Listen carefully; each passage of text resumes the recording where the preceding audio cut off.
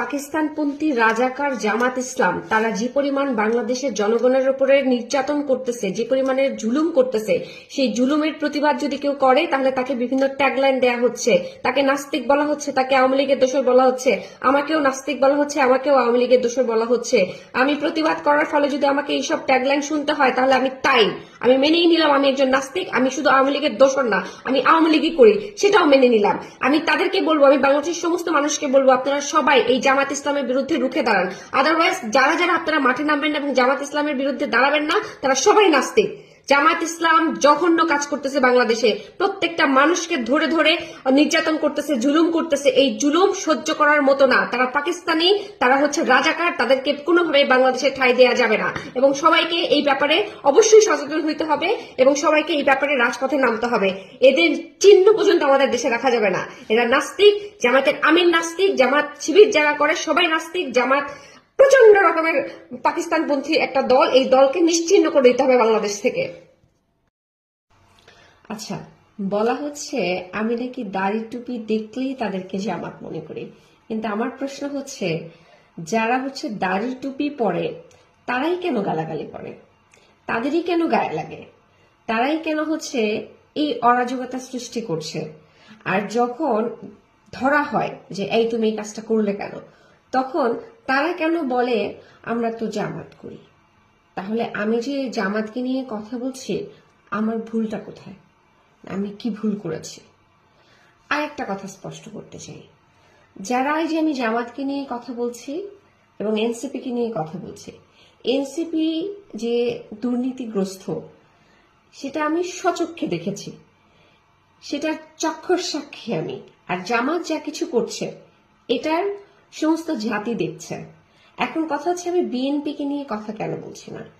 BNP কে নিয়ে কথা এই কারণে বলছি না কারণ বিএনপি সম্পর্কে আমি কিছু জানি না, বিএনপির মধ্যে আমি নাই, বিএনপির সাথে আমি কখনো যুক্ত ছিলাম না, বিএনপির কাউকে আমি চিনি না।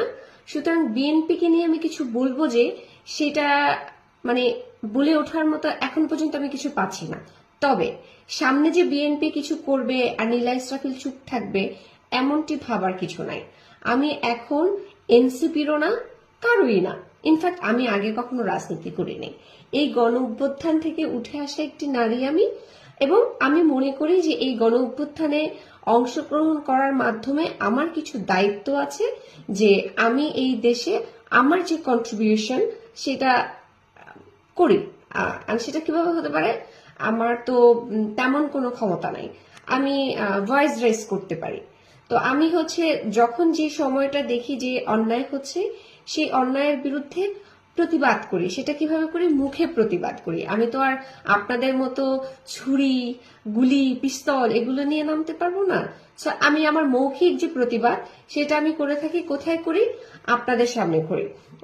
যেমন হচ্ছে গণমাধ্যমের সামনে এখন আমি যেহেতু যাচ্ছি না, তো আমি আমার যে ফেসবুক আছে সেই ফেসবুকের থ্রুতে আমি সোশ্যাল মিডিয়াতে প্রতিবাদ জানাই।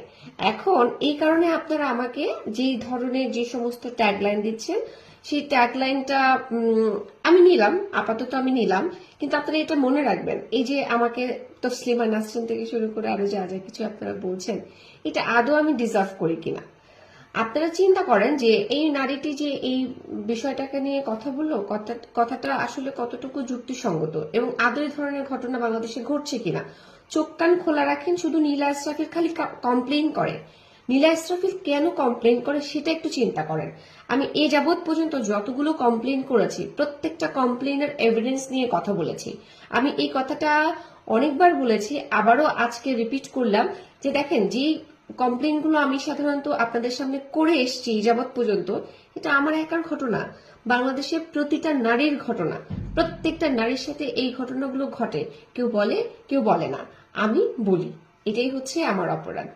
এখন আমি আপনাদের কাছে আমার ক্লারিফিকেশন দিতে আসিনি। আপনারা যারা আমাকে প্রশ্ন ছুড়েছেন যে আমি বিএনপি কে নিয়ে কথা বলছি না কেন, বিএনপি কে নিয়ে কথা বলার মতো আমার কাছে কিছু নাই। আমি বিএনপিতে কখনো বিলং করি নাই, তো আমি বিএনপি সম্পর্কে অত ভালো জানি না। আর যদি বিএনপি কে নিয়ে কোনো অন্যায় আমি দেখি, অফকোর্স আমি এটা নিয়ে কথা বলবো। আমি কোনো দলের না, আমি বাংলাদেশে, আমি একজন বাংলাদেশ, আমি একটা বাংলাদেশের নারী। সেই জায়গা থেকে আমার সচেতনতা থেকে আমি আপনাদের সাথে আমার যে অভিজ্ঞতা সেই অভিজ্ঞতা শেয়ার করছি। That's it. ভালো থাকবেন।